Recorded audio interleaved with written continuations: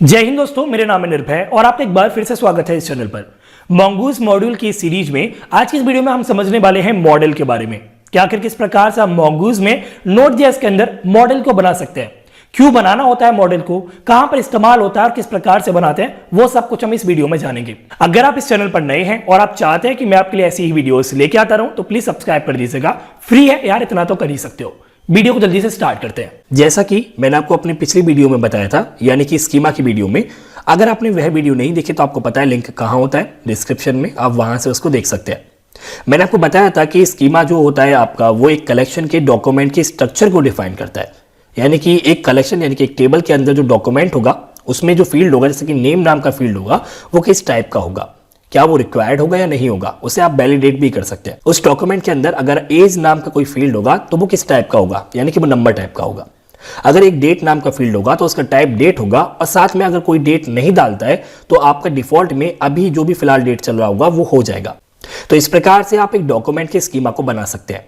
इसके बाद जो बात होती है वो होती है मॉडल की। देखिए, मंगूस में जो मॉडल होता है वो आपका एक फंक्शन होता है, और ये फंक्शन आपकी दो आर्ग्यूमेंट को रिसीव करता है। मॉडल फंक्शन आपके स्कीमा को लेता है, स्कीमा को रिसीव करता है, जैसे कि यूजर स्कीमा हुआ, या फिर एम्प्लॉय स्कीमा हुआ, या फिर ब्लॉग स्कीमा, या फिर जो भी स्कीमा आपके पास है, और उस स्कीमा को कलेक्शन के ऊपर अप्लाई कर देता है। मॉडल ही आपका रिस्पॉन्सिबल होता है एक डॉक्यूमेंट से इंटरेक्ट करने के लिए। जैसे कि अगर आपको डॉक्यूमेंट में कुछ क्रिएट करना है, या फिर कुछ अपडेट करना है, या कोई डाटा को रीड करना है, या फिर डिलीट करना है, यानी कि करंट ऑपरेशन करना है, तो उसके लिए आपको मॉडल को बनाना होगा, और इस मॉडल की मदद से ही आप इंटरेक्ट कर पाएंगे उस डॉक्यूमेंट से। सबसे पहले आपको एक मंगूस से mongoose.model यानी कि मॉडल फंक्शन को कॉल करना होगा।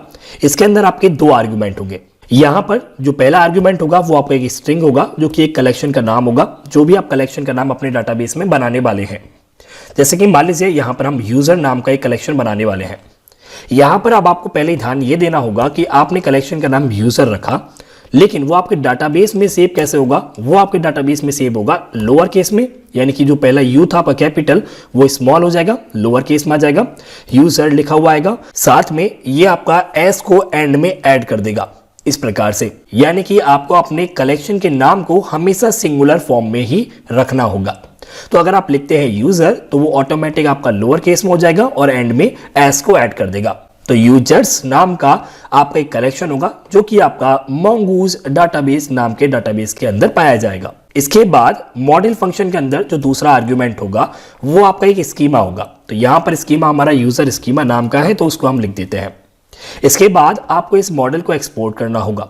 तो आप चाहें तो यहां पर डायरेक्ट लिख सकते हैं इस प्रकार से मॉड्यूल डॉट एक्सपोर्ट्स और असाइनमेंट, ये भी काम करेगा, लेकिन हम ऐसे नहीं लिखेंगे। हम क्या करेंगे कि इसे पहले कहीं किसी वेरिएबल में सेव करेंगे। तो हम लिखेंगे कॉन्स्ट यूजर मॉडल, इस प्रकार से असाइन करेंगे, और यूजर मॉडल को हम एक्सपोर्ट कर देंगे मॉड्यूल डॉट एक्सपोर्ट्स, और यहां पर हम एक्सपोर्ट करेंगे यूजर मॉडल को इस प्रकार से। तो यहां पर अब होगा क्या वो आप समझ लीजिए।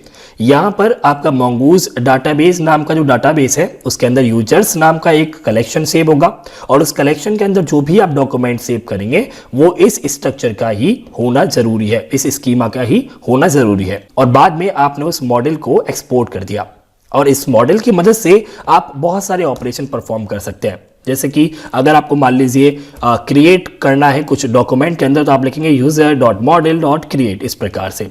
आपको कुछ फाइंड करना है तो आप लिखेंगे यूजर मॉडल डॉट फाइंड। ये बहुत सारे मेथड्स होते हैं, इनके बारे में हम पढ़ेंगे। आपको कुछ डिलीट करना है तो आप पढ़ेंगे यूजर मॉडल डॉट डिलीट, इस प्रकार से, डिलीट बर्न या डिलीट मैनी जो भी है। तो ऐसे बहुत सारे मेथड्स होते हैं जिनकी मदद से आप उस डॉक्यूमेंट पर CRUD ऑपरेशन को परफॉर्म कर सकते हैं। अगर इस सीरीज की कोई भी वीडियो आपसे मिस हो गई है तो लिंक आपको प्लेलिस्ट का नीचे डिस्क्रिप्शन में मिल जाएगा, आप वहां से जाकर उसको भी चेकआउट कर सकते हैं। इसके अलावा अगली वीडियोस को टाइम पर देख लेने के लिए सब्सक्राइब कर देना, बेल आइकन पर क्लिक करके ऑल पर क्लिक कर देना, ताकि अगली वीडियो जब भी आए आपको टाइम पर मिल सके। मिलते हैं अगली वीडियो में। वीडियो देखने के लिए शुक्रिया, धन्यवाद, जय हिंद।